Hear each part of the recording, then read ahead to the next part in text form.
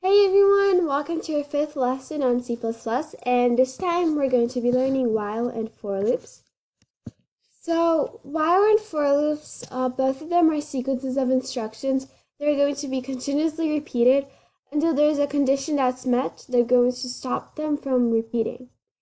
So with our while loops, for example, we have a condition, and as long as this condition is met, the code inside of it is going to keep repeating and repeating and repeating until this condition is not met. And then when this condition isn't met, the code inside the loop is going to stop repeating, and that code is just going to be skipped, and the rest of the program will continue on. So one example of a while loop is this one. So in a while loop, you input inside the parentheses right beside while the parameter that has to be met for the loop to work. So as long as a, in this case, is smaller than 20, the loop is going to keep repeating and repeating. So this is going to keep running, and this part won't be reached. So it's never going to return 0 until a is bigger than 20, and then this loop no longer runs because the condition isn't met, and then the program can continue running on. So while loops can be used to confirm user input, and that can be really useful if you're looking for passwords or any sort of other input that there are some requirements to it. So in this example over here, you're asking for a number of cats, but the number of cats has to be between 0 and 10 inclusive. So in this while loop, the user is going to have to keep inputting the amount of cats, as long as the data don't input an amount of cats that's smaller than 0 or bigger than 10. So in this while, if the number of cats is smaller than 0, the loop is going to keep running. If the number of cats is bigger than 10, the loop is going to keep running.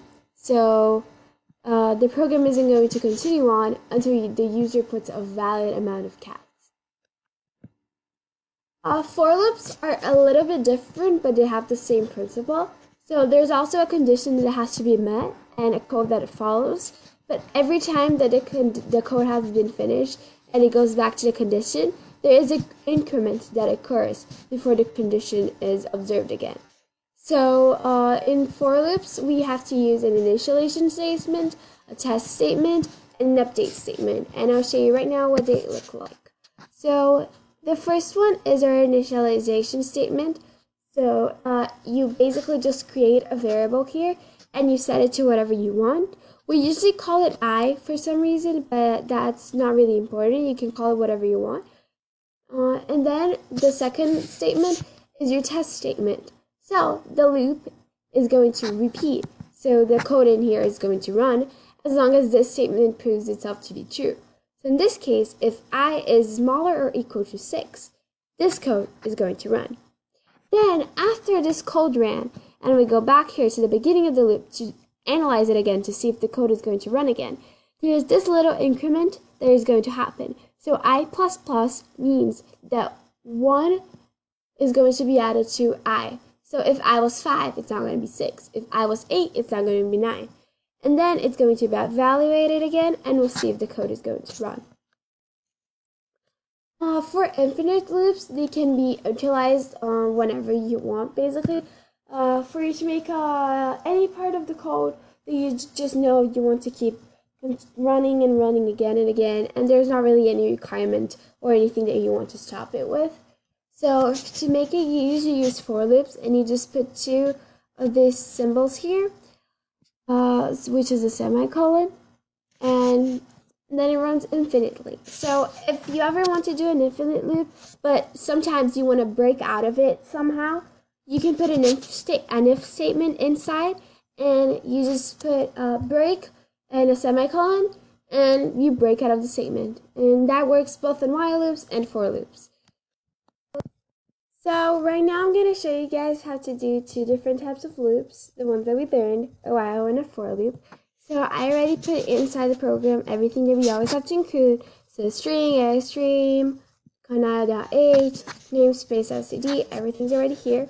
And I already created our function. So why don't we start with a simple for loop? So this for loop is going to be very simple, and all it's going to do is going to input the I value that it's going to be changing and moving around. So I'm creating a variable called I, and I'm setting equal to 0 in the beginning. So it's going to keep repeating this loop as long as I is smaller than 5. How about that? So, or maybe smaller than or equal to 5. And the increment is I plus plus, so it's going to keep adding 1 unit to I every time this for runs. So now all I'm going to do is see out I. And that's our for loop, simple as that. And then after this for loop stops running, we're going to use a while loop. So there's another way for you to do an infinite loop besides using the for with the 2 semicolons. You can also do a while, and then inside of parentheses, just write true. So since this is always true, this while is always going to run. So in here, I'm going to write cin. Let's make a variable for our cin. So int cats equals 20. And cats equals 0. Let's start with 0 actually. So here we're receiving input from our user, and that input is going to be the value of cats. And now down here, I'm going to make an if statement with our requirement. So if cats is equal to 20. So if the user inputs 20, then we're going to break out of this while loop. And then in that case, after we break out of this while loop, we'll see if it works, because we're going to see out we broke out. So then we know if it works or not, right? So let's run this and see how it goes. So first we'll see our for loop working, and then we'll see our while loop, where we have to input things. So here we saw our for loop. So it started at 0, and it had to be smaller or equal to 5. So it outputted all the numbers of I. And now I got to put values for the cat, right? So it's the 3. We broke out. Well, that is an issue. So let's try to understand why that happened. So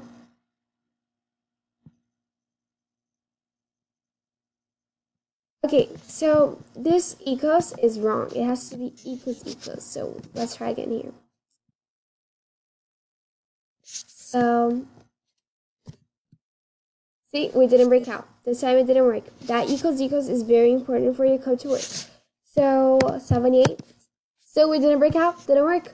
Really big number. Didn't break out. But now if we try 20, which is the number that we told the cats we had to have, we broke out. So it worked. So if the if statement, if the number of cats that we inputted right here was equal to 20, then that means we can break out of this loop and reach this. We broke out in the end. So thank you for watching. I hope you guys had fun and understood everything. See you guys in the next lesson.